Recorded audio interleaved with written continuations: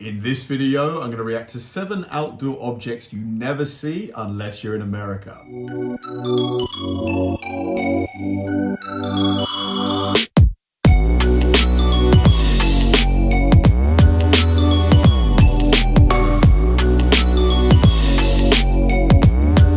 Hi guys, and welcome to another episode of Kabir Considers. This is the place where I react to music, media, sports, anime, anything related to popular culture. I'll watch it with an open mind and give you my 100% honest reaction to it. And if you could please hit that like button early, I'd really appreciate it. Now this should be fun. I really love Lost in the Pond, Lawrence's channel. I've said that like a million times, but because he provides the British perspective in America, someone who's born and raised here, now lives over there, it's really it's quite fascinating just seeing the slight differences between our two countries and the ways that buildings are constructed in terms of homes, maybe the appliances we use, and in this case, you know, outdoor objects. I can't really imagine what those might be. In the thumbnail for Lawrence's video, there's a fire hydrant. And I guess, yeah, I can't say that I've ever seen one that looks like the ones you guys have over here. But other than that, I honestly can't think of any other ones. So I'm sure this video is going to be really eye-opening in terms of, I'm going to be like, yeah, how have I not noticed that before? We don't really have that over here. So let's go. This is going to be me reacting to 7 outdoor objects you never see unless you're in America. Let's do it. Hello, I'm Lawrence and I'm on a quest to uncover all of the memos that Britain and America lost in the pond. And speaking of lost, I'm starting to lose my marbles being in quarantine so long and being here for now, I think it's 8 days. I've been giving some thought to some of the things that I miss about the outside world. And, you know, I'm not just talking about sort of... Yeah, last year was crazy with all of the stuff, you know, the lockdowns, oh my God. Fast food joints that are different in both countries, but sort of just really random mundane objects, you know, like a wheelbarrow, for example. I'm not suggesting we don't have wheelbarrows in England. That's an example of a mundane object. And I want to talk about specifically 7 of those objects that I hadn't seen until I moved to America. Steel Yep, water I'm towers. really longing for those water towers, steel water towers specifically, because we do have water towers in Britain, but they're concrete and look really brutalist and like they were made in the 60s. Honestly, I've never seen one of these in my life. Haven't seen one. They must be in really like obscure locations. Never seen one. In America, all across the country, they have these kind of water towers that are just, they're in the middle of nowhere usually, and they're made of steel, and on the facade of them, they have the name of the town, and it's usually something like Snakesville. And you never see anybody near them or in them. I don't know what they'd be doing in them, perhaps replenishing the water. I don't know how water towers work. I just know that America has a lot of them, and you see them when you're on the highway, motorway, just like our next entrance. So are they used in mainly quite hot, dry areas, maybe for replenishing or for farms, agriculture? Like, what are they used for? Tree. Highway billboards. Yes, highway-based billboards. Who would have thought? I certainly wouldn't have until I moved to the United States. And that's because we don't really have them in Britain. Yeah. We do have them in city centres, but you're not going to find them on the side of the road, you know, because it's distracting. Yeah, imagine. Oh, that looks good. Yeah, I'm not sure if that's a good idea, but hey.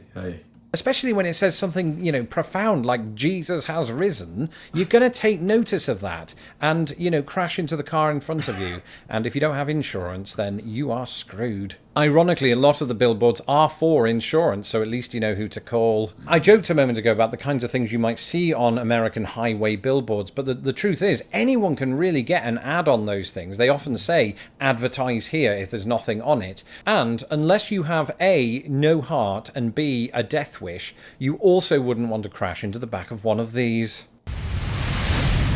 Yeah. Yellow school buses. I didn't grow up here as a child, so of course I never got to ride one. Probably never will, unless I become a bus driver or a parent on some sort of school trip. Do they do that? I don't know. But the fact of the matter is, growing up, I did see school buses. I wonder why school buses in America are yellow. Maybe is it because yellow's a highly visible color, so other drivers on the road know to not be aggressive where like trying to hurry them up. Let me know, like, why are they yellow? Yellow school buses in films like Superman and Forrest Gump. Those are just examples of films, but I didn't think they existed in real life. This was quite a revelation to me. They're everywhere. It's not just in Indiana where I lived, it's also in Chicago. It's everywhere. I mean, you do see these yellow school buses everywhere, and I recognize that the majority of my audience is American, and this is probably profoundly weird to hear somebody talk about how yellow school buses are very widespread in this country, but I don't think they're used anywhere else in the world, or at least to my knowledge. They're certainly not used in Britain. I used to get to school by jogging. That's not true. I did take the bus, but it was one of those sort of stagecoach buses, double-decker, so I got to sit on top, not at the back with the cool kids, at the front actually, and but they weren't yellow, and I as you can see, I like yellow. I'm wearing this in solidarity with the school children. I'm not. It's the first thing I found in my wardrobe. I'd be lying if I said that yellow school buses were the only outdoor object that I learned through the films. That also applies to our next entry. White picket fences. White picket fences, the like of which you see in the film American Beauty and other such suburban-based films. It reminds me of American. Yeah, that is so true. You do not see those over here. Like, most of the fences you'll see here that are like not in the garden of a house or the yard are like made of metal, so they won't be made of wood, that's for sure. Yeah, that's I can't believe I didn't think of that one.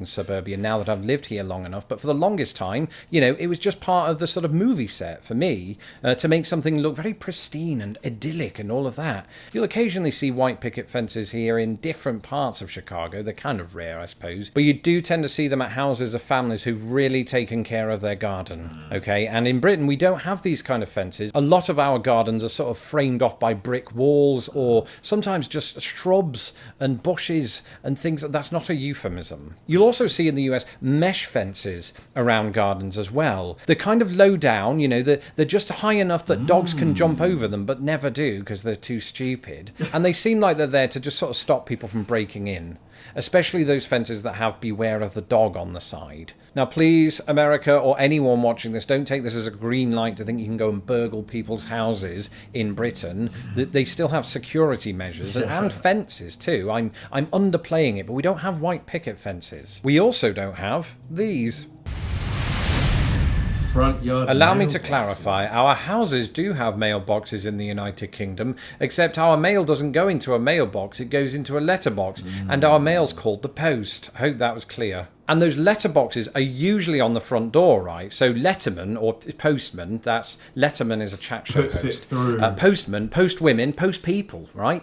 They have to go right up to the door and become intimate with your house. Not so in the United States, or at least not always. Yeah, I think, to be honest, I kind of prefer it that way, just because couldn't anybody just open your mailbox, or does it have like a lock, or a key on it? Because yeah, surely, even if it's got a lock on it, couldn't somebody just pick up the whole mailbox and just take all of your stuff? Yeah, that would worry me. You will have those kind of houses where just in front of their garden or yard, they'll have a mailbox that's sticking on kind of a pole, and there's just this tube, I suppose, a metal tube into which you put things, and then people have to go out and get it. I suppose it does promote exercise, which is needed in these quarantine days. We just don't want to come into contact with the post people or mail people. It doesn't matter what you call them; they're the same entity. Well, the different people. You get the point, basically. Don't touch the post people.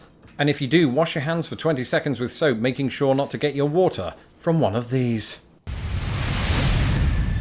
I'll tell you a story. When I was 19 years old, I was a big gamer. I was well into video games, and one of the video games that I played was a little game called Die Hard with a Vengeance. And you're just swanning around New York City, I think, probably, and you can crash your car into just stuff, right? And one of those stuffs was a fire hydrant, a very American-looking fire hydrant that looks like this.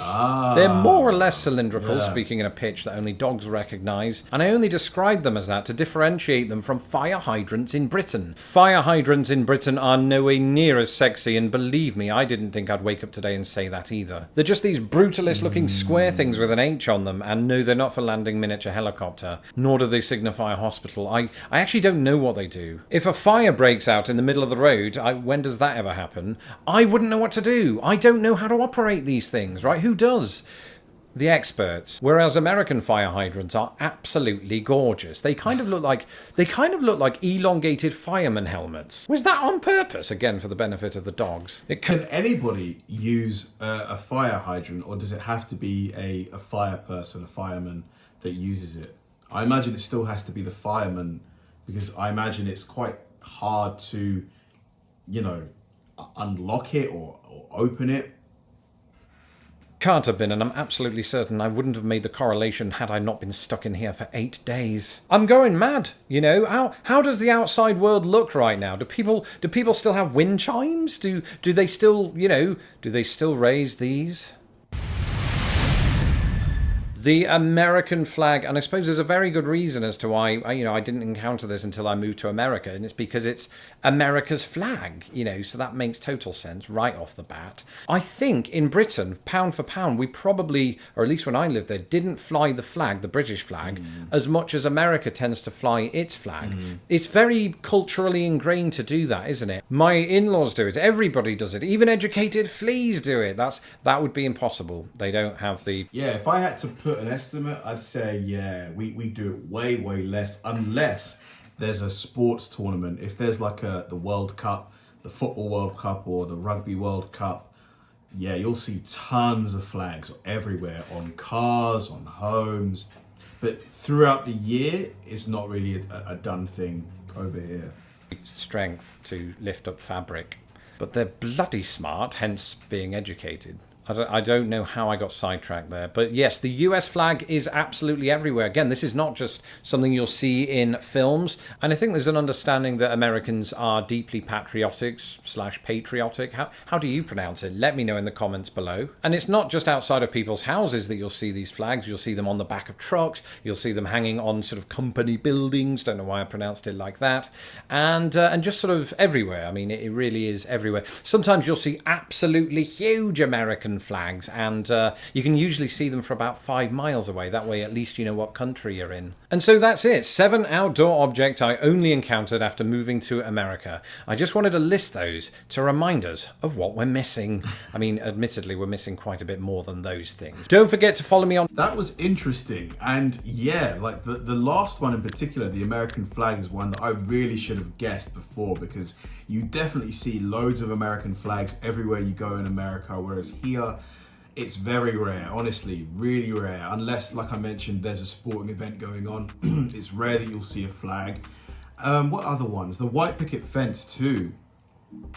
Yeah, you never really see those. Like the gates that you'll see are like metal, and they're a lot higher.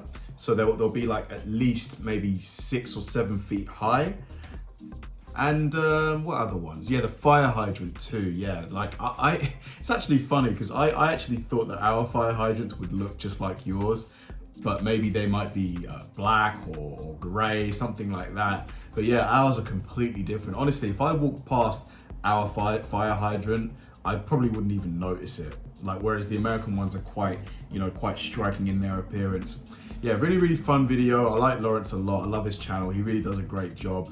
And yeah, this was a lot of fun. Thanks for watching, guys. If you enjoyed this video, please like, subscribe, turn on bell notifications, and keep throwing the recommendations my way. I know I say it all the time, but they genuinely help me out, because if I know you enjoyed watching something, I'll definitely enjoy reacting to it.